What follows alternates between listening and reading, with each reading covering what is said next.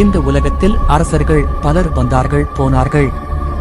ஆனால் ஒரு அரசன் மட்டும் தன் உடலை கொடுத்தான், தன் உயிரையே தர்மத்திற்கு அர்ப்பணித்தான். அவன் பெயர் சிபி சக்கரவர்த்தி. சூரிய வம்சத்தில் பிறந்தவன் சிபி. தந்தை சொன்ன ஒவ்வொரு வார்த்தையும் அவன் ரத்தத்தில் கலந்திருந்தது.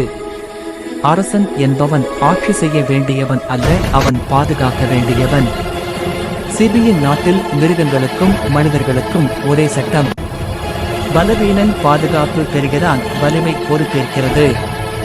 மக்கள் சொன்னார்கள், எங்கள் அரசன் சிங்கம், ஆனால் புறாவுக்கு கூட தாய். நீதிமன்றத்தில் சிபி கூறினான், என் முன்னால் வருகிறவன் மனிதனா மிருகமா என்று நான் பார்க்க மாட்டேன், அவன் வேதனைதான் என் சட்டம். அன்று முதல் அந்த அரியணை தர்ம சிங்காசனம் ஆனது.